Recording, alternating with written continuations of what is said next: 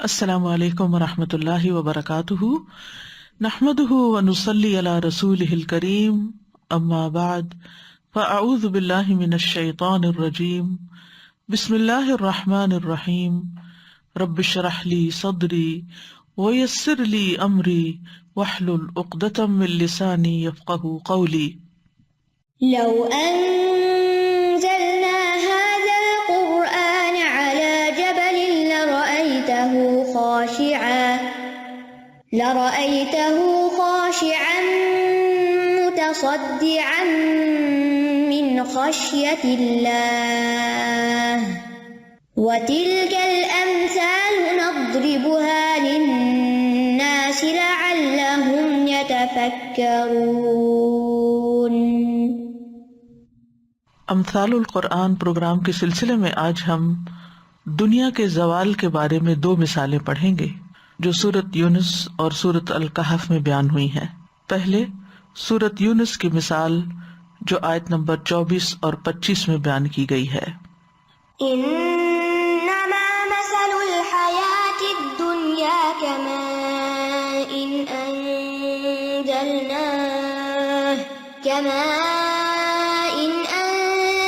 انزلناه من السماء فاختلط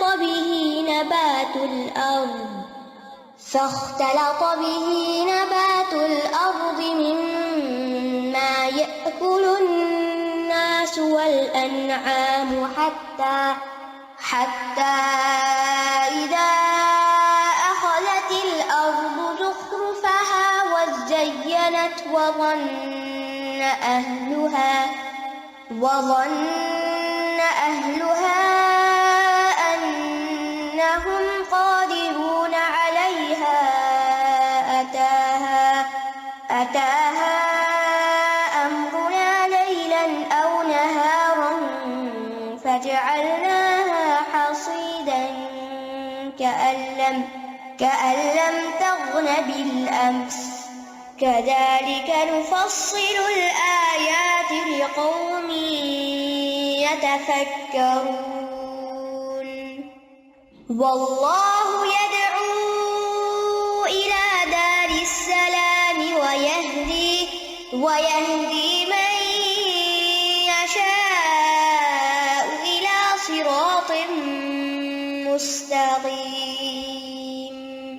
دنیا کی زندگی کی مثال تو بس اس پانی کی سی ہے جسے ہم نے آسمان سے اتارا تو اس کے ساتھ زمین سے اگنے والی چیزیں خوب مل جل گئیں، جس سے انسان اور چوپائے کھاتے ہیں، یہاں تک کہ جب زمین نے اپنی آرائش حاصل کر لی اور خوب مزین ہو گئی اور اس کے رہنے والوں نے یقین کر لیا کہ بے شک وہ اس پر قادر ہیں، تو رات یا دن کو اس پر ہمارا حکم آ گیا تو ہم نے اسے کٹی ہوئی کر دیا جیسے وہ کل تھی ہی نہیں۔ اسی طرح ہم ان لوگوں کے لیے آیات کھول کر بیان کرتے ہیں جو خوب سوچتے ہیں، اور اللہ سلامتی کے گھر کی طرف بلاتا ہے اور جسے چاہتا ہے سیدھے رستے تک پہنچا دیتا ہے۔ دوسری مثال سورۃ الکہف کی ہے، آیت نمبر 45۔ واضرب لهم مثل الحياة الدنيا كماء أنزلناه من السماء فاختلط به نبات الأرض فأصبح حشيما تذروه الرياح وكان الله على كل شيء مقتدرا۔ اور ان کے لیے دنیا کی زندگی کی مثال بیان کیجیے جیسے پانی جسے ہم نے آسمان سے اتارا تو اس کے ساتھ زمین کی نباتات خوب مل جل گئی، پھر وہ چورا بن گئی جسے ہوائیں اڑائے پھرتی ہیں، اور اللہ ہمیشہ سے ہر چیز پر پوری قدرت رکھنے والا ہے۔ پہلی مثال کا سیاق و سباق کچھ یوں ہے کہ اس سے پہلے اللہ سبحانہ تعالیٰ فرماتے ہیں کہ هو الذی یسیرکم فی البر والبحر، وہی ہے جو تمہیں خشکی اور سمندر میں چلاتا ہے، یہاں تک کہ جب تم کشتیوں میں ہوتے ہو اور وہ انہیں لے کر عمدہ ہوا کے ساتھ چل پڑتی ہیں اور وہ اس پر خوش ہو جاتے ہیں تو ان کشتیوں پر سخت تیز ہوا آ جاتی ہے، یعنی پہلے آرام سے چیز اسموتھلی چل رہی ہوتی ہے اور پھر یکایک تیز ہوا آتی ہے اور ان پر ہر جگہ سے موج آ جاتی ہے اور وہ یقین کر لیتے ہیں کہ بے شک ان کو گھیر لیا گیا. تو اللہ کو اس طرح پکارتے ہیں کہ ہر عبادت کو اس کے لیے خالص کرنے والے ہوتے ہیں کہ یقیناً اگر تو نے ہمیں اس سے نجات دے دی تو ہم ضرور ہی شکر کرنے والوں میں سے ہوں گے. پھر جب اس نے انہیں نجات دے دی اچانک وہ زمین میں ناحق سرکشی کرنے لگتے ہیں. اے لوگو تمہاری سرکشی تمہاری جانوں ہی پر ہے. یہ دنیا کی زندگی کے چند دن کا فائدہ ہے، پھر ہماری ہی طرف تمہیں لوٹ کر آنا ہے تو ہم تمہیں بتائیں گے کہ تم کیا کچھ کرتے رہے. یعنی انما بغیکم علی انفسکم، کہ تمہارے فساد اور تمہاری نافرمانیوں کا وبال تمہارے اوپر ہی پڑے گا. جیسے سورۃ فصلت میں آتا ہے ومن اساء فعلیہا، جس نے برائی کی تو وہ برائی اسی پر پلٹے گی. یعنی یہ فساد و نافرمانی تمہارے لیے وبال بن جائے گی. تو اسی طرح انسان اس دنیا کی زندگی میں مختلف طرح کی خواہشات کے ساتھ لطف اندوز ہوتا ہے. اگر ان کے درمیان وہ اپنے رب کو یاد نہیں کرتا، اپنے اگلے گھر کو یاد نہیں کرتا جہاں اسے ہمیشہ رہنا ہے، تو پھر اس کے لیے صرف غم اور حسرتیں ہی باقی رہ جائیں گی. دنیا کا ساز و سامان تو ختم ہو جائے گا، جس کو اللہ سبحانہ تعالیٰ نے اس مثال میں بہترین طریقے سے بیان کیا ہے. کیونکہ عموماً انسان دنیا کی خوبصورتی اور رونق سے دھوکا کھا جاتا ہے. جب وہ کسی چیز کا مالک ہوتا ہے تو وہ سمجھتا ہے کہ اب مجھے کوئی چیز نقصان نہیں دے سکتی، کہ یکایک انسان پر ایسی جگہ سے آفت آتی ہے کہ جس کو انسان سوچ بھی نہیں سکتا، اور اس کے ساتھ ہی اس کے لطف کا وقت ختم ہو جاتا ہے. تو آئیے دیکھتے ہیں اس مثال کو کچھ وضاحت کے ساتھ. انما مثل الحیات الدنیا، انما کلمت حسر ہے، یعنی اس کے سوا کچھ نہیں، حقیقت یہی ہے. مثل الحیات الدنیا، دنیا کی زندگی کی مثال، یعنی دنیا کی زندگی کی حالت، اس کا وصف. کیسی ہے یہ دنیا کی زندگی؟ کمائن، پانی کی طرح. انزلناہ من السماء، جس پانی کو ہم آسمان سے اتارتے ہیں، یعنی بارش کا پانی. بارش کا پانی جو ہے وہ برکت والا، فائدہ مند، خالص، مفید، میٹھا پانی ہوتا ہے. یعنی جتنی بھی پانی کی قسمیں ہیں ان سب میں بہترین پانی ہوتا ہے، کیونکہ اس پانی سے نباتات خوب اگتی ہے. سورۃ قاف میں آتا ہے وَنَزَّلْنَا مِنَ السَّمَاءِ مَاءً مُبَارَكًا فَأَنبَتْنَا بِهِ جَنَّاتٍ وَحَبَّ الْحَصِيدِ، ہم نے آسمان سے برکت والا پانی نازل کیا جس سے ہم نے باغ اگائے اور اناج بھی جو کاٹا جاتا ہے. تو جب یہ بارش برستی ہے تو بظاہر بارش برسنے کا بھی جو منظر ہے وہ بڑا خوبصورت ہوتا ہے، لیکن اس کے جو نتائج ہیں وہ اس سے بھی بہترین ہوتے ہیں. کیسے؟ فاختلط به نبات الارض، تو وہ زمین کی نباتات کے ساتھ رل مل جاتا ہے. اس کے دو معنی ہیں. ایک یہ کہ بارش کے پانی سے بکثرت پیداوار ہوتی ہے اور وہ ایک دوسرے کے ساتھ مل جل جاتی ہیں، یعنی اتنی زیادہ نباتات ہو جاتی ہے کہ ایک پودے کی شاخیں دوسرے کے اندر، دوسرے کے، یعنی جب گھنی نباتات ہوتی ہے اور پھر رنگ رنگ کی، خاص طور پر جنگلوں میں، کھلی جگہوں پر جو خودرو پودے ہوتے ہیں تو وہ ملے جلے ہوتے ہیں. تو یہاں پھر مانا کیا ہوگا؟ فاختلط بسببہ، یعنی با یہاں سببیہ ہوگی کہ اس بارش کی وجہ سے نبات الارض جو تھی وہ آپس میں مل جل گئی، مختلط ہو گئی، گھل مل گئی. اور دوسرا معنی کیا ہے کہ پانی سے جو پیداوار یا نباتات حاصل ہوئی وہ انسانوں اور چوپایوں کے لیے ملی جلی تھی. جیسے گندم کے دانے تو انسانوں کی خوراک تھے، اور اسی کے اندر سے جو بھوسا نکلا یا جو اس کے پتے وغیرہ تھے وہ چوپایوں کی خوراک بن گئے. اور نباتات کی اکثر اقسام کی یہی صورت ہوتی ہے کہ ان میں سے کچھ انسان کھاتے ہیں اور کچھ جانور کھاتے ہیں، کچھ پرند چرند کھاتے ہیں. تو ملی جلی نباتات اگتی ہے زمین سے جس میں سب کی ضروریات پوری ہوتی ہیں. اور ویسے بھی یہ کہ فاختلط بہ نبات الارض، تو پانی جو ہے وہ نباتات الارض میں مل جاتا ہے، یعنی اس کے ساتھ مل کے اس کو رونق بخشتا ہے. یعنی جب یہ پانی مٹی کی اندرونی تہہ میں داخل ہو جاتا ہے، پودوں کے اوپر تو پڑتا ہی ہے، تو ڈائریکٹ پودے نہیں لیتے، پانی زمین کے اندر جاتا ہے اور اس مٹی کے اندر، اس زمین کے اندر بیج ہوتے ہیں، تو یہ بیج اگاتے ہیں اور عمدہ نباتات کی شکل اختیار کر لیتے ہیں، اور یہ نباتات پھر پر رونق بن جاتی ہے. اسی طرح یہ ہے کہ پتوں کو دھونے کے کام میں آتی ہے، اور جو سبزے کا رنگ ہے یا فروٹ کی جو کوالٹی ہے اس کو بہترین بنانے کا کام کرتی ہے، تو اس پانی کے ذریعے پھر زینت بھی حاصل ہوتی ہے. یعنی نباتات جب خوب پھلتی پھولتی ہیں تو خوشنما اور بارونق بن جاتی ہیں. پانی سے زمین کو زندگی ملتی ہے، جیسا کہ سورۃ النحل میں بھی آتا ہے واللہ انزل من السماء ماء فاحیا به الارض بعد موتها ان فی ذلک لآیۃ لقوم یسمعون. اور اللہ نے آسمان سے کچھ پانی نازل کیا، پھر اس کے ساتھ زمین کو اس کے مرنے کے بعد زندہ کر دیا. اس میں ان لوگوں کے لیے یقیناً ایک نشانی ہے جو سنتے ہیں. پھر فرمایا مما یأکل الناس والانعام، وہ نباتات جو ہوتے ہیں اس میں سے انسان اور انعام کھاتے ہیں، جیسے غلہ جات اور پھل وغیرہ انسان کھاتے ہیں، اور مختلف طرح کی گھاس یا پھر غلے کے بقایا جات جو ہوتے ہیں وہ مویشی کھاتے ہیں.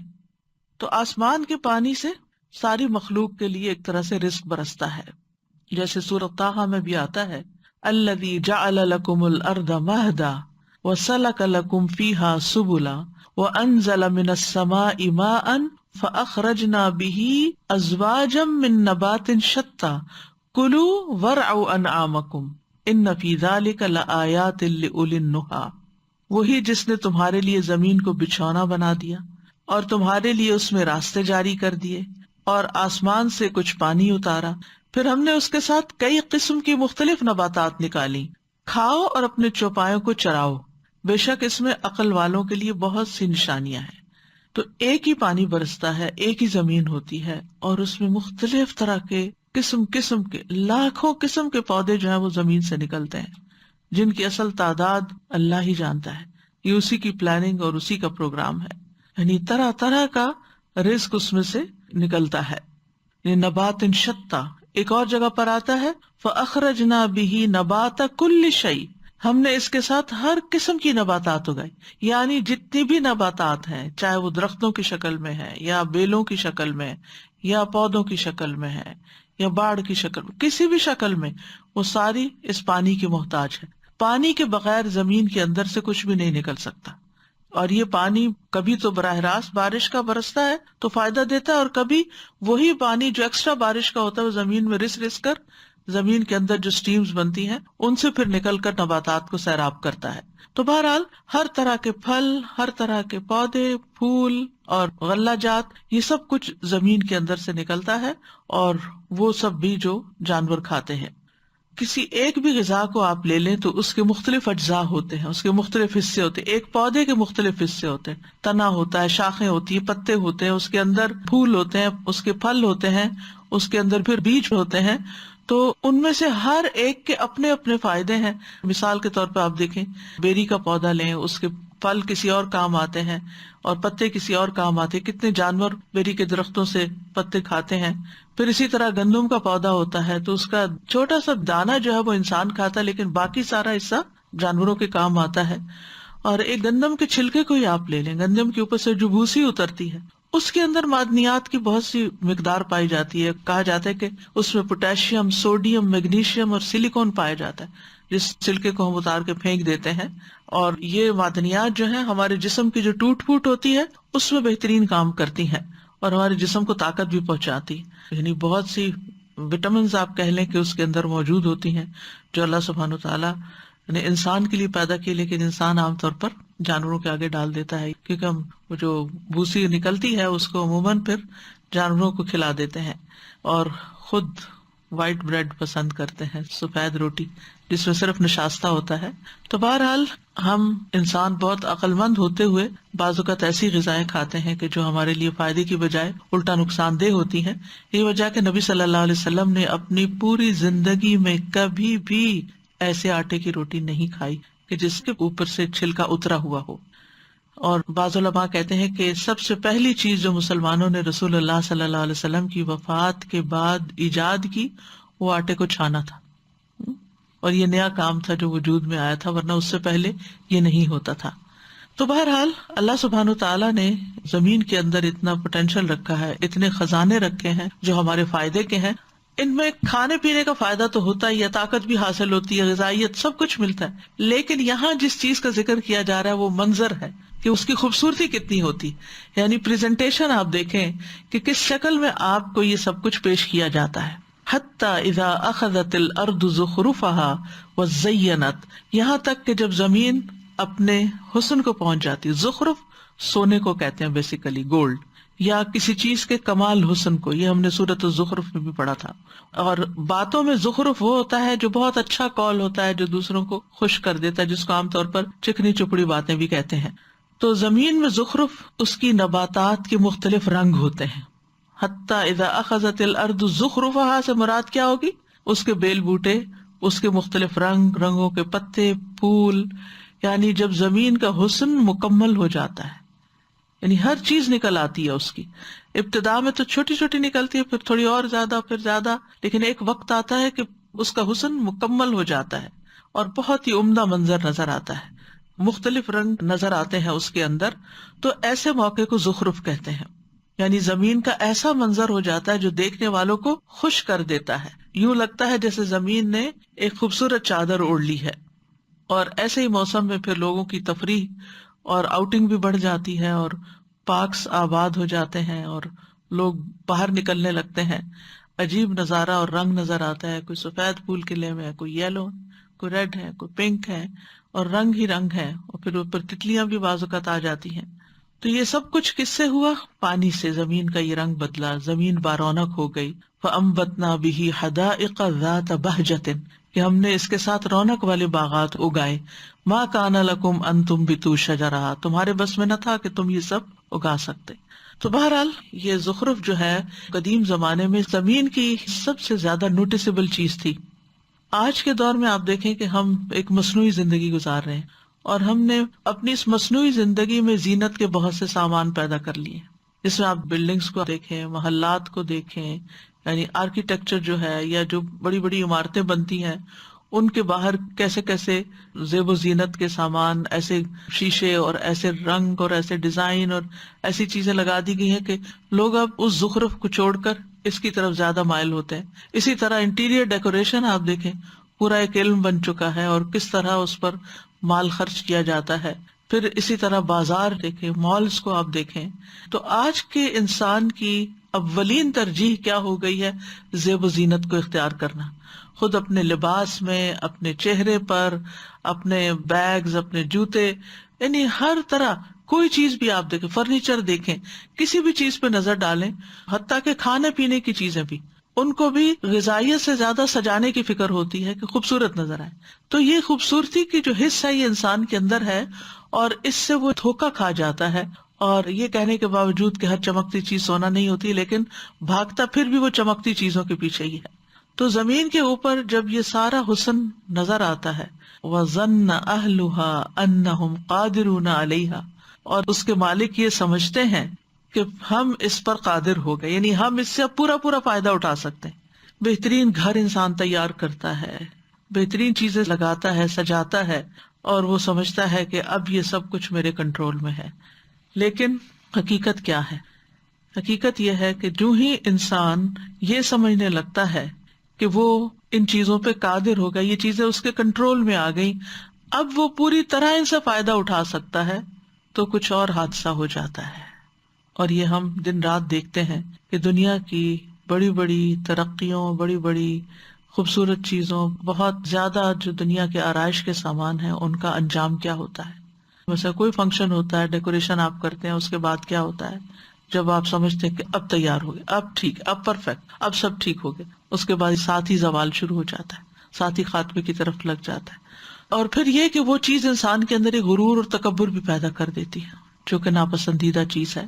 کسی بھی کام پہ جب آپ کو قدرت حاصل ہو جائے، آپ بنا لیں، تو اس وقت کیا کہیں؟ ماشاء اللہ، جو اللہ نے چاہا، یہ اللہ کے کرنے سے ہوا، الحمدللہ.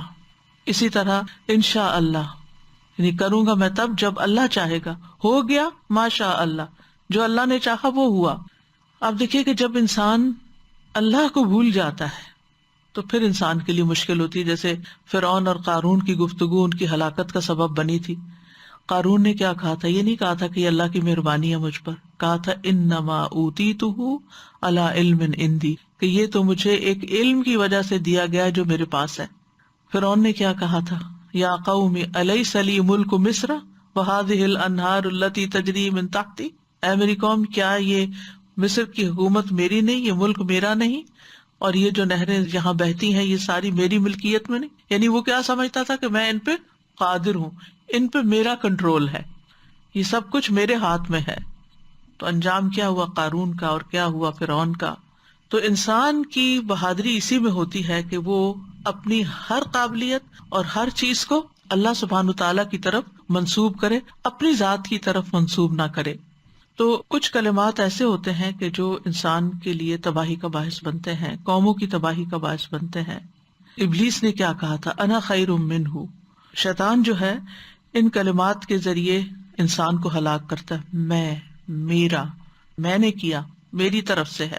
یہ نہیں کہتا کہ اللہ کی مہربانی، اللہ نے دیا، اللہ کا فضل، اللہ کی رحمت، یہ کہنے کی بجائے ہر چیز کو اپنی طرف منسوب کرتا ہے۔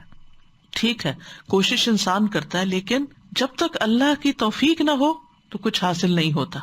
تو ایمان کی علامات میں سے ہے یہ بات کہ سچا مومن یہ سمجھتا ہے کہ اس پر ہر چیز اللہ کے فضل سے ہے، ورنہ اس سے بھی زیادہ قابل، عقل مند، ہوشیار لوگ دنیا میں ہیں جو کہ اس سے کم نعمتیں رکھتے ہیں، زیادہ محتاج ہیں۔ اور آپ دیکھیے کہ جب بھی کبھی کسی کو، چاہے مسلمانوں کو بھی، اپنی طاقت کا چھوٹا سا بھی خیال آیا، غرور ہوا، تو پھر نتیجہ کیا ہوا؟ آپ دیکھیے بدر کے مقام پر مسلمان کمزور تھے لیکن سارا بھروسہ اللہ پہ تھا، اب اللہ کے نام پہ نکلے اللہ ہی سنبھالے گا۔ تو کیا ہوا؟ کامیابی ہوئی۔ وَلَقَدْ نَصَرَكُمُ اللَّهُ بِبَدْرٍ وَأَنْتُمْ أَذِلَّةٌ، یقیناً اللہ نے بدر میں تمہاری مدد کی جبکہ تم نہایت کمزور تھے۔ اس کے برعکس حنین میں کیا ہوا؟ ابن عباس کہتے ہیں نبی صلی اللہ علیہ وسلم نے فرمایا بہترین رفقا وہ ہیں جو 4 کی تعداد میں، یعنی 4 کا گروپ اچھا ہوتا ہے۔ بہترین دستہ وہ ہے جس میں 400 شہسوار ہوں، یعنی ایک ایکسپیڈیشن کے لیے جو فوج جاتی۔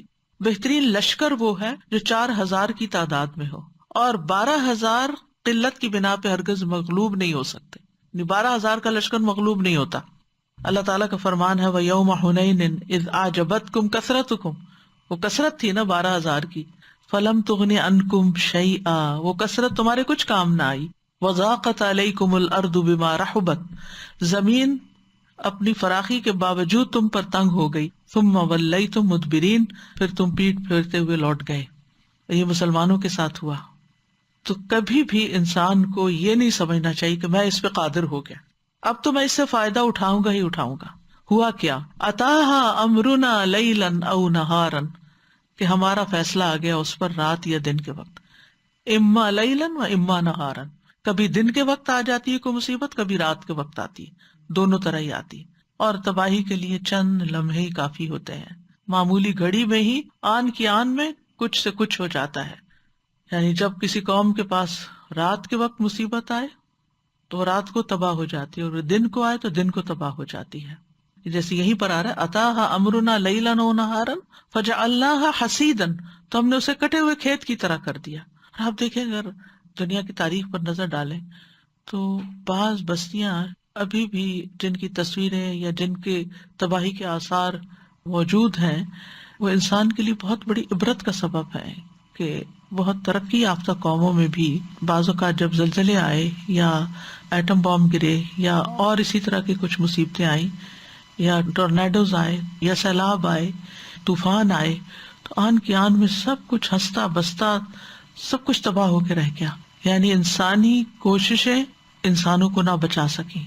اس آگ کی مثال لیجئے کہ جو پچھلے کچھ عرصے سے کیلیفورنیا میں اور آسٹریلیا میں لگی ہوئی تھی، کہ انسان کسی بھی طرح اس کو روک نہیں سکتا، کوئی بند نہیں باندھ سکتا، اس کوششوں کے باوجود پھیلتی ہی چلی گئی۔ اسی طرح سورۃ القلم میں جو باغ والوں کا قصہ آتا ہے، جب باغ کے پھل خوب پک گئے، پوری تیاری کے ساتھ چپ کے گھر سے نکلے کہ جا کے راتوں رات سارا پھل کاٹ کے لے آئیں گے، تو کیا ہوا؟ رات کے وقت ہی ان کے جانے سے پہلے بلا پھر گئی اور سارا باغ خاک آلود ہو گیا۔ تو یہاں بھی یہ سمجھتے تھے کہ ہم قادر ہیں، یعنی جہاں بھی انسان سمجھتے ہیں کہ ہم قادر ہو گئے، تو پھر فجعلناہا حصیدا کأن لم تغن بالامس، تو ہم نے اس کو حسید کر دیا۔ حسید کا مطلب ہے جڑ سے کاٹی ہوئی کھیتی۔ کچھ کھیت ہوتے ہیں اوپر سے کٹتے ہیں، اور کچھ ہوتے ہیں نیچے سے کٹ جاتے ہیں، یعنی پتہ بھی نہیں چلتا کہ یہاں کیا اگا ہوا تھا۔ جیسے کہا جاتا ہے عربی میں حسد دابرہم، اس نے ان کی نسل کاٹ دی. حسد الزرع، اس نے کھیتی کاٹ دی، یعنی کاٹی ایسی کہ نیچے تک کاٹ دی، اور وہ یوں ہو گئی کأن لم تغن بالامس، گویا کہ کبھی آباد ہی نہیں تھی، یہاں کچھ تھا ہی نہیں. کسی جگہ پر جب عرب اقامت یا سکونت اختیار کرتے تو کہتے غنی فی المکان، فلاں شخص فلاں جگہ آباد ہو گیا. اور مغانی ان گھروں کو کہتے ہیں جن کو لوگ آباد کرتے ہیں. تو لغت میں غنا کا معنی ہوتا ہے کافی ہونا، اور بالامس، امس کا مطلب یسٹرڈے نہیں، ہم ترجمہ تو اردو میں کل کرتے ہیں نا، نہیں صرف کل نہیں، پاسٹ، ٹھیک ہے.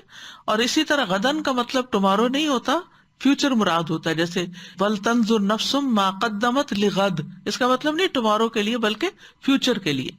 تو انسان کی زندگی کا بھی یہی حال ہے، یعنی روح جو ہے پانی کی طرح آسمان سے اترتی ہے، بدن اس سے مل کر خوب پھلتا پھولتا ہے.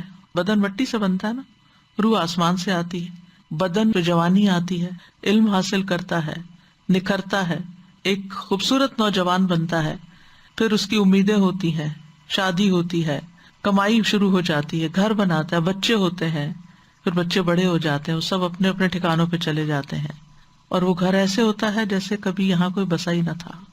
کچھ مدت کے بعد لوگوں کے ذہنوں سے بھی غائب ہو جاتا ہے کہ یہاں بہت ہنستا بستا گھرانہ بستا تھا، اور پھر انسان بڑھاپے کا شکار ہو کر فنا کی نظر ہو جاتا ہے. حقیقت یہ ہے کہ انسان سمجھتا ہے کہ جو میں دنیا کے لیے کوششیں کر رہا ہوں یہ میرے کسی کام آنے والی ہے، یہ، اور اس کو کر کے انسان کو ایک عجیب سی سیٹسفیکشن ہوتی، اتنا کما لیا، اتنا رکھ لیا، اب فکر کی بات نہیں، گھر بن گیا، اب پریشانی ختم، فلاں چیز ہو گئی، جاب لگ گئی، اب بے فکری ہو گئی، شادی ہو گئی، اب بے فکری ہو گئی. لیکن ان میں سے ہر چیز کا آپ انجام دیکھیں، کیا جاب انسان کب تک کر سکتا ہے؟ ایک وقت آتا ہے ریٹائرمنٹ ہو جاتی، بعض اوقات اس سے پہلے ہی اکھاڑ پھینکا جاتا ہے. بزنس، کوئی بزنس ایسا نہیں ہے کہ جو انتہائی فلرش کرنے کے بعد کبھی زوال کا شکار نہ ہوا ہو. اسی طرح شادی، تو شادی کا بھی انجام دیکھیں آپ، کبھی ختم ہو جاتی ہے، کبھی ویسے مر کے کوئی ساتھی چھوڑ جاتا ہے.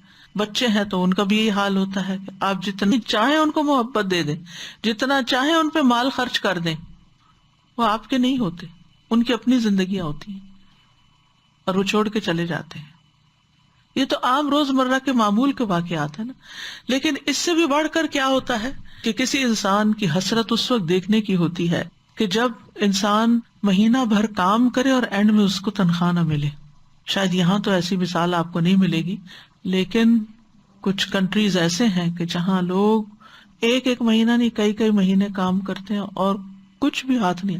ان کی محرومی، ان کی پریشانی، ان کی حسرت دیکھنے کی ہوتی، کس امید کے ساتھ کیسے کیسے پاپڑ بیل کے وہ ایسی جگہوں پہ پہنچتے ہیں کہ جا کے اچھی جاب کریں گے اور کمائیں گے اور حالات بدلیں گے، اور محنت کے باوجود حاصل کچھ نہیں ہوتا. اسی طرح اس شخص کی حسرت کو دیکھیں کہ جو اپنی زندگی بھر کا سارا سامان، بیوی کا بھی زیور لے لیا، پچھلی بھی جمع پونجی، کچھ ماں باپ سے لیا، ادھر سے لیا ادھر سے لیا، اور سارا کچھ بزنس میں لگایا، مگر زیرو پروفٹ، بلکہ الٹا لاس. کیا حال ہوتا ہے، یعنی ایسے انسان کی حالت کیا ہوگی. پھر اسی طرح بعض لوگ گھر بناتے ہیں ساری زندگی کی کمائی جمع کر کے، لیکن اس سے پہلے کہ گھر بنے وہ خود دنیا سے چلے جاتے. کئی ایسی مثالیں ملتی ہیں. اور کبھی اس میں رہنا نصیب بھی ہوتا ہے تو چین سے نہیں رہ سکتا. کبھی انسان بہت صحت مند ہوتا ہے، طاقتور ہوتا ہے، ایک چھوٹا سا سٹروک ہوتا ہے اور دوسروں کا محتاج ہو جاتا ہے، اعضاء شل ہو جاتے ہیں، اور اس نے جو محنت کی ہوتی ہے، اپنے اوپر ورک آؤٹ کیا ہوتا ہے، اچھی غذا کھائی، ایکسرسائز کی، صحت کا خیال رکھا، وہ آن کی آن میں سب کچھ ہی بیٹھ جاتا ہے. تو ایسے موقعوں پر لوگوں کا حال دیکھنے کے قابل ہوتا ہے. ہم سب اس کا مشاہدہ کرتے ہیں، اس کو ایکسپیرینس کرتے ہیں. کسی کی اولاد ہوتی ہے، جوان ہوتی ہے، بالکل جوانی کے عین جوبن پہ ہوتی ہے کہ اچانک ڈیتھ ہو جاتی ہے، کوئی ایکسیڈنٹ ہو جاتا ہے، کوئی ویسے فوت ہو جاتا ہے. تو کہنے کا مطلب یہ ہے کہ انسان جب اپنی محنت کے آخری درجے پہ پہنچتا ہے کہ اب پھل کاٹوں، جیسے کھیتی والے نے کھیت لگا کے جب وہ خوب جوبن پہ پہنچی اور اس نے سمجھا اب تو اس کا مجھے اتنا اور اتنا پروفٹ مل جائے گا، یک ساری کی ساری جل جاتی ہے. ایسے ہی ایک انسان انتہائی محنت کے بعد جب یہ سمجھتا ہے کہ اب مجھے کچھ ملنے والا ہے، تو اس سے پہلے یا وہ ختم ہو جاتا ہے یا انسان ختم ہو جاتا ہے، اور انسان کے ہاتھ میں کچھ بھی نہیں رہتا. یہی حال انسان کے اعمال کا ہے. وہ دنیا کے لیے بھاگ دوڑ کر رہا ہے لیکن جب وہ آخرت میں جائے گا تو اگر وہاں کے لیے کچھ نہیں کیا تو سوائے حسرت و ندامت کے کچھ بھی نہیں ہوگا. وہ آگے دیکھے گا وہاں کچھ بھی نظر نہیں آ رہا. یعنی اس نے اپنی ساری خواہشات دنیا میں ہی پوری کرنے کی کوشش کی, اسی کو زیب و زینت دیتا رہا اور آخرت کا لحاظ ہی نہیں کیا. تو وہاں جب وہ دیکھے گا کہ پھر بالکل مفلس بن کے کھڑا ہوگا ایک لٹے پٹے انسان کی شکل میں, اور اسے یوں محسوس ہوگا کہ اس سے بڑا خسارے میں کوئی بھی نہیں. یعنی جب انسان کو یہ یقین کی کیفیت آنے لگتی نا کہ اب تو میں نے اپنا ٹارگٹ اچیو کر لیا, اس سے پہلے کہ وہ کچھ حاصل کرے وہ سب کچھ ہاتھ سے جائے, تو اس پہ انسان کی مایوسی. آپ دیکھیں کہ ایسے مواقع پہ بعض اوقات لوگ کوپ نہیں کر پاتے, ہارٹ اٹیکس ہو جاتے ہیں, خود بھی دنیا سے چلے جاتے ہیں. یعنی کسی چیز کا نقصان ہوتا ہے, مال کا یا اولاد کا, تو وہ اس کو برداشت ہی نہیں کر پاتے. فرمایا کذالک نفصل الآیات لقوم یتفکرون, اسی طرح ہم آیات کو کھول کھول کے بیان کرتے ہیں, ان کے معنی کو قریب لا کر مثالیں بیان کر کے واضح کرتے ہیں. کن کے لیے؟ ان لوگوں کے لیے جو غور و فکر کرتے ہیں, یعنی جو اپنی عقل کو استعمال کرتے ہیں, جو غفلت میں ڈوبے ہوئے ہیں, جو منہ پھیرنے والے ہیں, جو ان مثالوں پر غور نہیں کرتے, تو ان کو یہ کچھ بھی فائدہ نہیں دیتی, ان سے وہ کچھ بھی نہیں سیکھ پاتے. یعنی اس وقت تو ہم صرف ایک زبانی بات چیت کر رہے ہیں نا, اگر عملی طور پر انسان ایسے منظر کو دیکھے کہ مثلا درخت پہ پورا پھل پک چکا تھا اور ارادہ تھا کہ صبح توڑنا ہے, اور صبح دیکھے تو درخت ہی جلا ہوا ہے, تو انسان کے دل کا حال کیا ہوگا؟ اس کو کیا نظر آئے گا کہ یہ کیا ہو گیا میرے ساتھ؟ تو اس کے بعد اللہ تعالیٰ فرماتے ہیں واللہ یدعو الی دار السلام, اللہ تمہیں دار السلام کی طرف دعوت دیتا ہے کہ دار السلام یعنی جنت کے لیے کچھ کرو, وہاں کی تیاری کرو, وہاں بھیجا ہوا, آگے بھیجا ہوا کچھ بھی ضائع نہیں جائے گا, وہاں جا کر اصل انجوائمنٹ ہوگی, وہاں کسی بھی چیز کا کچھ نقصان نہیں بلکہ ملٹی پلائی ہو کر تمہیں واپس لوٹایا جائے گا. وَيَهْدِي مَن يَشَاءُ إِلَىٰ صِرَاطٍ مُسْتَقِيمٍ, اور وہ جس کو چاہتا ہے صراط مستقیم کی ہدایت دیتا ہے. یعنی آیت نمبر 24 میں اللہ تعالیٰ دنیا کی مثال بیان کرتے ہیں اور اس کے جلد زوال کا ذکر کر کے لوگوں کو احساس دلاتے ہیں کہ جس دنیا کے پیچھے تم بھاگ رہے ہو اس کی کوئی حقیقت نہیں ہے, اور اس کے ساتھ ہی پھر اس کے مقابلے میں جنت کی ترغیب دیتے ہیں جس کا نام دار السلام رکھا ہے کہ وہ ہر طرح کی آفات و مصیبتوں سے بالکل سلامت ہے. دنیا دار السلام نہیں ہے, یہاں آپ کتنے بھی سیکیورٹی کے بندوبست کر لیں, جو خطرہ لاحق ہونا ہے وہ ہونا ہے, جس چیز نے جانا ہے جانا ہے, آپ روک نہیں سکتے اس کو, لیکن وہاں ہر چیز سلامت ہوگی اور ہمیشہ سلامت رہے گی, اور آپس میں بھی لوگ سلامتی کے ساتھ رہیں گے, لہذا کوشش اس کی کرو. تو بہرحال اس مثال میں اللہ سبحانہ تعالیٰ نے دنیا کی زینت کے جلد ختم ہونے کی خبر دی ہے تاکہ ہم اس کو اتنی ہی اہمیت دیں جس اہمیت کے وہ قابل ہے. اس کی زینت سے, اس کے زخرف سے, اس کی چکا چوند سے دھوکہ نہ کھائیں کہ یہ ہمارے ہاتھ میں رہے گی, یہ بہت جلد چلی جائے گی, فنا ہو جائے گی.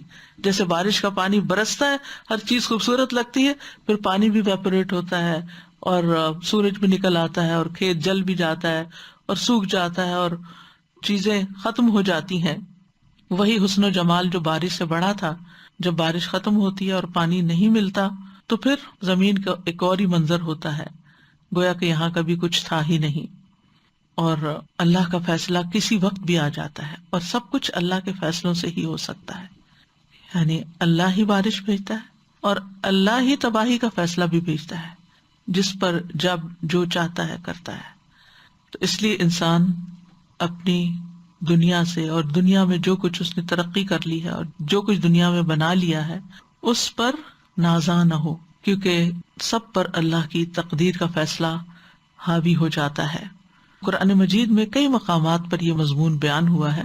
سورۃ الزمر میں بھی یہ بات آئی ہے, الم تر ان اللہ انزل من السماء ماء, کیا تو نے دیکھا نہیں کہ اللہ نے آسمان سے کچھ پانی اتارا, پھر اسے چشموں کی صورت میں زمین میں چلایا, پھر وہ اس کے ساتھ کھیتی نکالتا ہے جس کے رنگ مختلف ہیں, پھر وہ پک کر تیار ہو جاتی ہے, پھر تو اسے دیکھتا ہے پیلی ہو جاتی ہے, پھر وہ اسے چورا بنا دیتا ہے, بے شک اس میں عقل والوں کے لیے بہت سی نشانی ہے. یعنی کبھی تو اچانک تباہی آ جاتی ہے، اور اگر اچانک تباہی نہ بھی آئے تو گریجولی انسان زوالی کی طرف جا رہا ہوتا ہے، اور جو کچھ وہ بناتا ہے وہ زوالی کی طرف جاتا ہے۔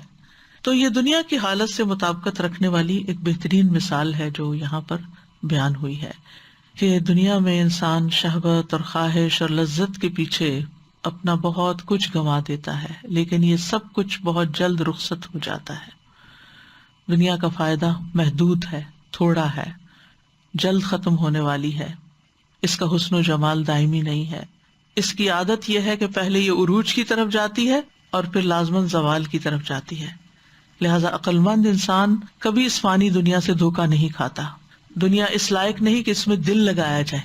دنیا ایک استعمال کی چیز ہے، دل آخرت میں لگا ہونا چاہیے، فکر آخرت کی ہونی چاہیے۔ دنیا سے تو زہد ہی اختیار کیا جائے۔ اور انسان اس مثال کو اپنے اوپر بھی لے کہ انسان جب بہت کچھ سیکھ جاتا ہے اور بہت کچھ کرنے کے قابل ہو جاتا ہے، جیسے مثلاً ریٹائرمنٹ کی ایج پہ بہت ایکسپیرینسڈ ہو جاتا ہے، لیکن بیماریاں گھیر لیتی ہیں، کچھ کرنے کے قابل نہیں رہتا، جسم میں ایسی کمزوری آتی ہے کہ پوری طرح الرٹ ہی نہیں رہتا، اور پھر یکایک کبھی موت ہی آ جاتی۔ کتنے ہی لوگ ہیں جو ریٹائرمنٹ کا انتظار کر رہے ہوتے ہیں کہ ریٹائرڈ ہوں گے تو پھر زیادہ وقت ہمیں ملے گا دوستوں رشتہ داروں کو اور اپنے آپ کو ٹائم دینے کے لیے، فلاں کام کرنے کے لیے اور آرام کرنے کے لیے، لیکن اس سے پہلے ہی وہ دنیا سے رخصت ہو جاتے ہیں۔ تو اس لیے جو سیکھنے کا سبق ہے وہ یہ ہے کہ دنیا کو اپنا ہم و غم نہیں بنانا چاہیے۔ اور پھر اس آیت میں یہ بھی پتہ چل رہا ہے کہ زندگی جو ہے وہ اللہ ہی دیتا ہے اور اللہ ہی لیتا ہے، اور جو رب ایک دفعہ زندگی دیتا ہے وہ دوبارہ بھی دے سکتا ہے، یعنی آخرت میں۔ یعنی یہ آیت قیامت کے قائم ہونے پر اور دوبارہ کی زندگی پر بھی دلیل ہے۔ دوسری مثال، واضرب لهم مثل الحياة الدنيا كماء أنزلناه من السماء فاختلط به نبات الأرض فأصبح حشيما تذروه الرياح وكان الله على كل شيء مقتدرا۔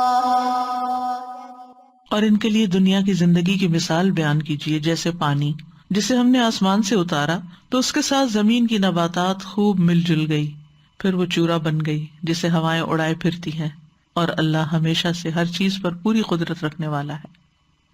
یہاں دنیا کی زندگی کی حقیقت کو بیان کرنے کے لیے دوسری مثال آئی ہے، اور یہ مثال بہت حد تک پہلی مثال کے مشابہ ہے، اسی لیے اس کو یہاں ساتھ جمع کر دیا گیا ہے۔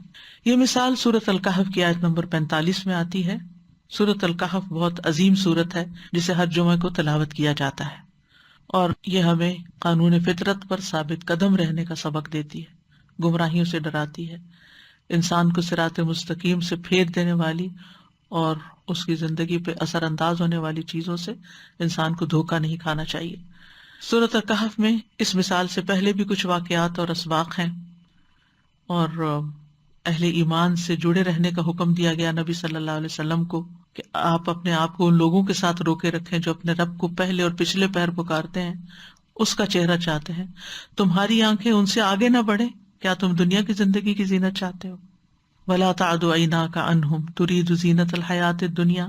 تو یہ نبی صلی اللہ علیہ وسلم کو مخاطب کیا جا رہا ہے، تو پھر ہمارا کیا حال ہے کہ ہمارے اندر دنیا کی محبت یا دنیا کی اٹریکشن کتنی زیادہ ہو سکتی ہے، کیونکہ اس کے آگے انسان کمزور ہوتا ہے۔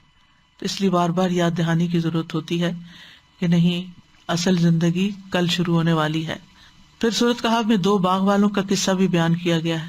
ایک وہ تھا جو اپنے باغ پہ مغرور ہو چکا تھا، تو تکبر اور غرور نے اس کو یہاں تک پہنچا دیا کہ کہنے لگا ما اظن ان تبید ھذہ ابدا، میں نہیں سمجھتا کہ یہ کبھی تباہ ہوگی، یعنی یہ باغ کبھی تباہ ہوگا۔ بالکل وہی انہم قادرون علیہا والی بات ہے، اور پھر ساتھ ہی قیامت کو بھی جھٹلا دیا، وما اظن الساعۃ قائمۃ۔ تو مومن دوست جو تھا وہ اپنے ساتھی کو نصیحت کرتا رہا، لیکن ساتھی جو تھا وہ غرور اور تکبر کرتے ہوئے نصیحت سے اعراض برتتا رہا۔ تو اس کے بعد یہ مثال آئی، وَاضْرِبْ لَهُمْ مَثَلَ الْحَيَاةِ الدُّنْيَا۔ نبی صلی اللہ علیہ وسلم کو خطاب ہے، اللہ تعالیٰ آپ کو حکم دے رہے ہیں کہ آپ ان کے سامنے دنیا کے خاتمے اور اس کے چلے جانے کی مثال بیان کریں تاکہ لوگ نصیحت پکڑیں۔ کیا مثال ہے؟ کماء انزلناہ من السماء، ایک پانی کی طرح جسے ہم آسمان سے اتارتے ہیں، فاختلط بہ نبات الارض، جس کے ساتھ زمین کی نباتات مل جل جاتی ہیں، یعنی پانی اترنے کے بعد زمین رنگا رنگ کے پودے اگاتی ہے اور خوب گھنی ہو جاتی ہے اس کی نباتات. پھر کیا ہوتا ہے اس نباتات پہ؟ فاصبح ہشیما تذروہ الریاح، تو وہ ہشیم ہو جاتی. ہشیم وہ خشک نباتات جو ریزہ ریزہ ہو جاتی، جیسے سوکھے پتے اور ٹہنیاں، وہ چورا چورا ہو جاتے ہیں، اور جب چورا چورا ہو جاتے ہیں تو تذروہ الریاح، اس کو ہوائیں اڑاتی اور بکھیرتی پھرتی ہیں. یعنی زمین میں دانا ڈالا گیا، پیداوار آئی، پھل پھول آئے، زمین سرسبز ہوئی، شاداب ہوئی، ہر چیز بہت بھلی نظر آنے لگی، کہ اس کے کچھ ہی عرصے کے بعد ایسا وقت اسی جگہ پر آ گیا. یعنی پہلی مثال میں تو یہ نا کہ آفت آ گئی، اور اس مثال میں کیا کہ آفت نہیں آئی لیکن بتدریج وہ اپنے زوال کو پہنچی. تو یہ دونوں چیزیں انسان کی زندگی میں ہو سکتی. بعض اوقات انسان کی نعمتوں کو کوئی آفت آ کے پڑ جاتی اور بعض اوقات وقت کے ساتھ ساتھ وہ نعمتیں زوال پذیر ہو جاتی ہیں.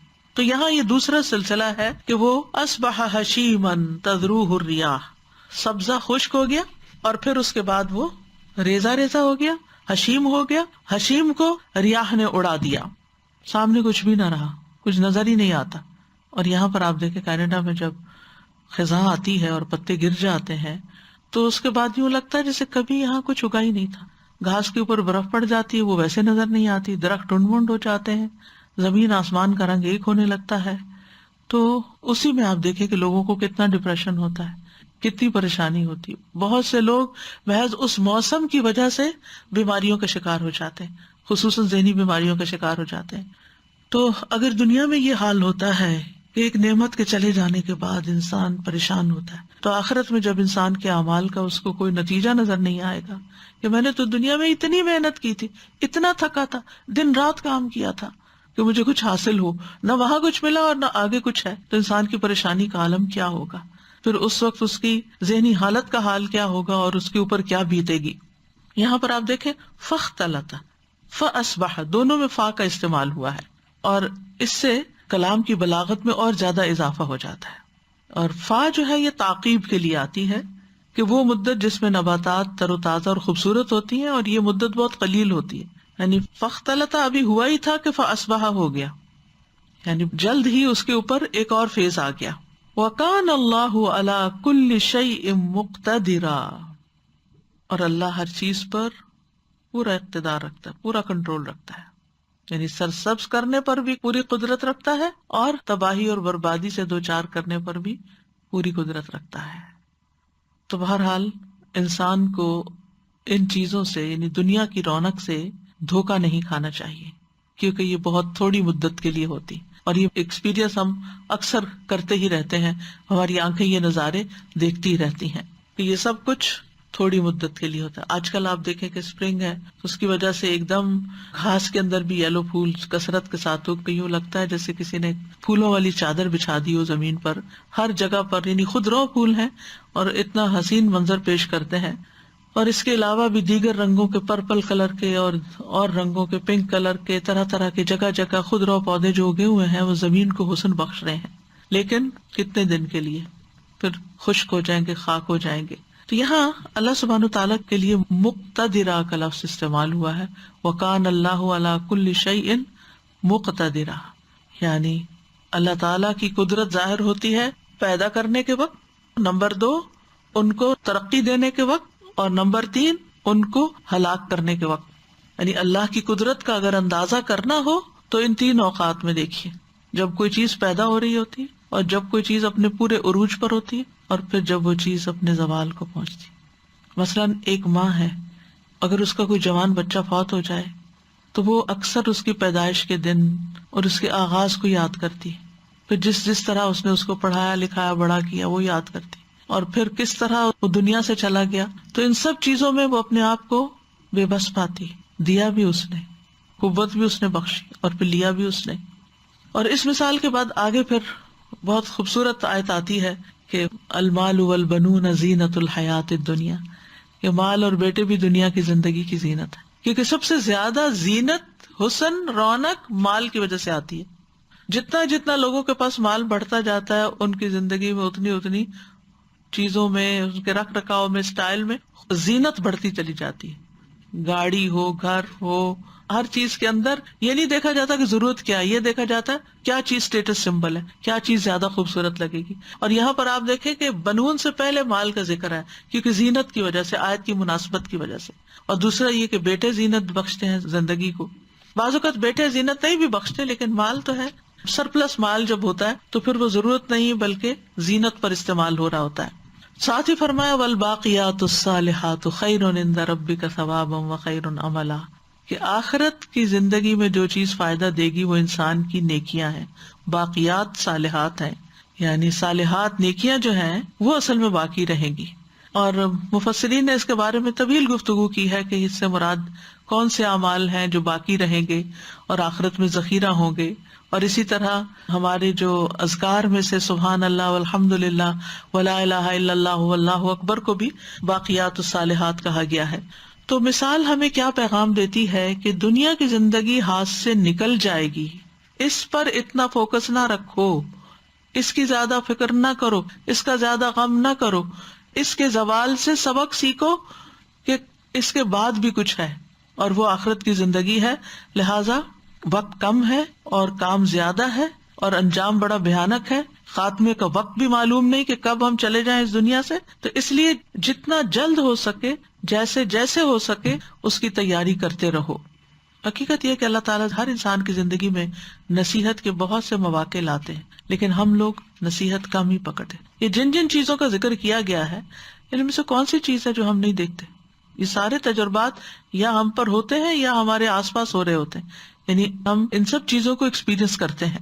لیکن نصیحت وہی لیتا ہے جس کا دل زندہ ہوتا ہے، ورنہ عموماً انسان مال و متاع کے پیچھے ایمان بھی گنوا دیتا ہے، اپنی صحت بھی گنوا دیتا ہے، اپنے رشتوں کو بھی بھول جاتا ہے، اپنی بہت سی قیمتی چیزوں کو چھوڑ دیتا ہے، اور سب سے بڑی بات یہ کہ اپنی آخرت کو داؤ پہ لگا دیتا ہے، کیونکہ ان چیزوں کی محبت انسان کے اندر رکھ دی گئی ہے. زین للناس حب الشہوات من النساء والبنین والقناطیر المقنطرۃ من الذہب والفضۃ والخیل المسومۃ والانعام والحرث ذلک متاع الحیاۃ الدنیا واللہ عندہ حسن المآب قل اؤنبئکم بخیر من ذلکم. یہ چیزیں تو ہیں، یہ تو سب کو نظر آ رہی ہیں کہ خوبصورت ہے، اچھی لگتی ہیں، ہر ایک کے دل کو متاثر کرتی ہیں، لیکن اس سے بھی بہتر چیز ہے اؤنبئکم بخیر من ذالکم، اور وہ کیا ہے؟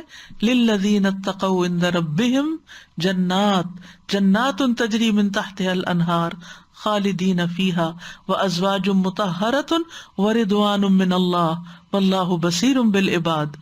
کہ جو لوگ متقی بنے، ان چیزوں کے بیچ میں رہتے ہوئے اللہ کو نہیں بھولے، اللہ کا ڈر نہیں ان کے دل سے گیا، ان کے لیے ان کے رب کے پاس باغ ہیں جن کے نیچے نہریں بہتی ہیں، ان میں ہمیشہ رہنے والے ہیں، نہایت پاک صاف بیویاں، اور اللہ کی جانب سے عظیم خوشنودی. اللہ بندوں کو خوب دیکھنے والا ہے. تو دیکھنے کی بات یہ کہ ہم کس چیز کے زیادہ حریص ہیں. اللہ نے مال دیا، شکر ہے اللہ کا، اولاد دی، شکر ہے اللہ کا، لیکن اس لیے نہیں دی یہ دونوں چیزیں کہ ہم ان کے اندر ہی مشغول ہو کے رہ جائیں اور دوسروں کے حقوق بھول جائیں. وما اموالکم ولا اولادکم باللتی تقربکم عندنا زلفیٰ. یہ مال اور اولاد ہی نہیں جو تمہیں ہمارے قریب کریں گے، اصل چیز اعمال صالحہ ہے. مال اور اولاد کو بھی جو اعمال صالحہ میں لگا دیتا ہے تو یہی لوگ ہیں جو دگنی جزا پائیں گے. اولاد بھی صدقہ جاریہ بن جائے گی اور مال بھی صدقہ جاریہ بن جائے گی.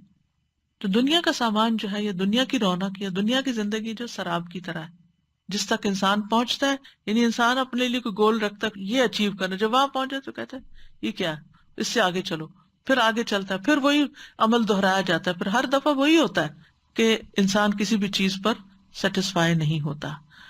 تو بہرحال یہاں جو دوسری مثال دی گئی ہے وہ بھی اس لیے کہ ہم اس سے سبق سیکھیں، اور دونوں مثالیں ہمیں دنیا کی حقیقت بتاتی ہیں کہ دنیا دھوکے کا سامان ہے، آخرت اٹل حقیقت ہے جس کو ٹلنا ہی نہیں، اور متاع دنیا قلیل ہے، اور والآخرت خیر و ابقیٰ ہے، باقی رہنے والی ہے. دنیا عارضی ہے، آخرت ہمیشگی کا گھر ہے. ہماری اصل زندگی ہی وہی ہے، ہم پیدا اس کے لیے کیے گئے، یہاں تو صرف ٹیمپریریلی بھیجے گئے کہ اپنے آپ کو پروو کریں کہ ہم اس بڑے انعام کے قابل ہیں. اور آخرت کا گھر ہی اصل دار القرار ہے. انما هذه الحیات الدنیا متاع، یہ تو بس فائدہ اٹھانے کی جگہ ہے کہ وقتی طور پر ان چیزوں کو اپنی ضرورت سمجھ کے استعمال کرو. وان الاخرۃ ہی دار القرار، دار القرار سکون کا گھر، ٹھہرنے کا، رہنے کا، وہ آخرت ہی ہے. اور آخرت کی عیش ہی اصل عیش ہے، جیسے نبی صلی اللہ علیہ وسلم جنگ خندق کے موقع پر پڑھ رہے تھے، لا عیش الا عیش الآخرہ. دنیا کتنی بھی عمدہ کیوں نہ ہو، آخرت کے مقابلے میں حقیر ہے. اللہ کے نزدیک مچھر کے پر سے بھی زیادہ حقیر ہے، مردہ بکری سے بھی زیادہ حقیر ہے. اس کی ہر چیز کو زوال ہے، ہر چیز کو. اور جنت کی کسی چیز کو زوال نہیں، وہاں کوئی نعمت ختم ہونے والی نہیں، بلکہ وہ اور بڑھتی جائیں گی، اضافہ ہی ہوتا جائے گا. دنیا کتنی بھی عمدہ ہو، کتنی بھی اچھی ہو، لیکن اس کا انجام اچھا نہیں، سوائے ایمان اور عمل صالح کے. انا جعلنا ما علی الارض زینۃ لها لنبلوہم ایہم احسن عملا وانا لجاعلون ما علیہا صعیدا جرزا. یہ سب چٹیل میدان بن جائے گا. تو دنیا میں بہت نعمتوں کے پیچھے نہ بھاگیں، بہت آرام کی زندگی بسر نہ کریں، بلکہ اپنے آپ کو آخرت کے لیے تھکائیں. تو کرنے کے کام یہ ہے کہ دنیا کو اپنا اصل مقصد اور ہم و غم نہیں بنانا، دنیا کے غموں کو پیچھے چھوڑ کے اس کو ریپلیس کرنا آخرت کے غم سے. جب خیال آئے نا دنیا کے کسی بھی غم کا، اس نے میرے ساتھ یہ کیا، اس نے انسلٹ کر دی، اس نے میرا لحاظ نہیں کیا، اس نے میرا شکریہ ادا نہیں کیا، یہ میرے کام نہیں آیا، اس نے مجھے یہ بات سنا دی تھی، یہ بہت نافرمان ہے اولاد، یہ فلاں ہے، یہ فلاں، جتنے بھی انسان کو فکر و فاقہ دماغ میں سائیکل چلتا رہتا ہے، اس وقت فوراً سوچے یا اللہ میری آخرت اچھی کر دے. جب دنیا کا غم ستائے ساتھ ہی کہیں یا اللہ میری آخرت اچھی کر دے، اللہ میری قبر کو روشن کر دینا. جہاں کوئی تکلیف آئے اس کے پیرالل آخرت کی راحت اور جنت مانگے. ایک تو آپ اس غم سے باہر نکلیں گے، اس کی فکر کم ہوگی، اور دوسرا یہ کہ جو اصل غم ہے نا وہ یاد رہے گا اور اس کی تیاری رہے گی. اور دنیا کی محبت جو ہے نا ایک بیماری ہے، دنیا کی محبت بیماری ہے. کیونکہ ہوتا یہ ہے کہ جب وہ محبت جس بھی چیز سے زیادہ ہو جاتی ہے تو وہ غم دینے لگتی ہے، چاہے اولاد سے ہو، چاہے مال سے ہو، چاہے گھر سے ہو، کسی بھی چیز، اس کے نقصان کا اندیشہ، اس کے ضیاع کا، اس کی موت کا، ہر چیز، اس کے ٹوٹ پھوٹ، اس کے ہاتھ سے جانے کا ہے، یہ چیز پھر نہیں رہے گی میرے پاس، یہ جوانی نہیں رہے گی، یہ حسن نہیں رہے گا، یہ فلاں چیز نہیں رہے گی، یہ گاڑی خراب ہو جائے گی، یہ جو بھی اچھی سے اچھی چیز ہے نا اس کے ساتھ ایک غم لگا ہوا ہے، ہر پھول کے ساتھ کانٹا لگا ہوا ہے. لہٰذا دنیا کی چیزوں کے پیچھے اپنے آپ کو نہیں گھلانا، اپنا غم آخرت کو بنا لینا ہے، اور پھر اس دنیا کی زندگی سے آخرت کمانی ہے، ہر عمل سے آخرت کمانی ہے. نیک اعمال کا زاد راہ اکٹھا کرنا ہے اور دنیا کی زندگی کو امانت سمجھتے ہوئے گزارنا ہے، بس جائز حق میں استعمال کرنا ہے، اور اس سے آخرت کی تیاری کرنی ہے اور تیاری کی فکر لگائے رکھنی ہے. اللہ تعالی ہمیں اس کی توفیق عطا فرمائے. ربنا آتنا فی الدنیا حسنۃ وفی الآخرۃ حسنۃ وقنا عذاب النار. اللہم انی اسألک العافیۃ فی الدنیا والآخرہ. اللہم انی اعوذ بک من الکسل والحرم وسوء القبر وفتنۃ الدنیا وعذاب القبر. اللہم انی اعوذ بک من زوال نعمتک وتحول عافیتک وفجاءۃ نقمتک وجمیع سخطک. اللہم لک الحمد کلہ، اللہم لا قابض لما بسطت ولا مقرب لما باعدت ولا مباعد لما قربت ولا معطی لما منعت ولا مانع لما اعطیت ولا مانع لما اعطیت ولا مانع لما اعطیت. اللہم ابسط علینا من برکاتک ورحمتک وفضلک ورزقک. اللہم انی اسألک النعیم المقیم الذی لا یحول ولا یزول. اللہم انی اسألک النعیم المقیم الذی لا یحول ولا یزول. اللہم انی اسألک النعیم المقیم الذی لا یحول ولا یزول. اللہم انی اسألک النعیم یوم العیلہ. اللہم انی اسألک النعیم یوم العیلہ. اللہم انی اسألک النعیم یوم العیلہ والامن یوم الحرب. اللہم اعوذ بک من سوء ما اعطیتنا وشر ما منعت منا. ربنا تقبل منا انک انت السمیع الدعاء. واضرب لهم مثل الحياة الدنيا كماء أنزلناه من السماء فاختلط به نبات الأرض فأصبح هشيما تذروه الرياح وكان الله لو أنزلنا هذا القرآن على جبل لرأيته خاشعا متصدعا من خشية الله وتلك الأمثال نضربها للناس لعلهم يتفكرون. لعلہم یتفکرون، کہ لوگ سوچیں اس بارے میں، یہ سوچنے کی بات ہے. استاذہ، پہلی مثال میں جب آپ نے بیان کیا تھا نا کہ کس طرح نباتات کا ایک ایک حصہ جو ہے وہ اللہ تعالیٰ کی ہر مخلوق جو زمین پر ہے اس کے لیے ہوتا ہے، تو اس کے لیے ایک مرتبہ ایک نیشنل جیوگرافی کی ڈاکیومنٹری دیکھی تھی، تو اس میں ایک ٹری کے بارے میں انہوں نے بتایا تھا کہ کیسے اس کا ایک ایک پارٹ، اس کے ٹاپ سے لے کے اس کی روٹس تک، اور اس کی پوری اس کی جو لائف ہسٹری تھی اس ٹری کی، تو اس میں ہر مخلوق، چاہے وہ اڑنے والے پرندے ہوں، چاہے وہ رینگنے والے کیڑے مکوڑے ہوں، یا بڑے جانور ہوں، انسان ہو، اور اس کے بعد جو زمین کے اندر کے بھی جو جانور ہیں، اس کے ایک ایک پارٹ سے وہ فائدہ اٹھا رہے تھے. تو یہ تو صرف ایک درخت کی مثال ہے نا، یہ تو پوری دنیا کی ہر چیز جو زمین پہ اگ رہی ہے اس سے دنیا کی ہر مخلوق فائدہ اٹھا رہی ہے. رہی بالکل. وآخر دعوانا ان الحمد للہ رب العالمین. سبحانک اللہم وبحمدک اشہد ان لا الہ الا انت استغفرک واتوب الیک. السلام علیکم ورحمۃ اللہ وبرکاتہ. السلام علیکم ورحمۃ اللہ وبرکاتہ.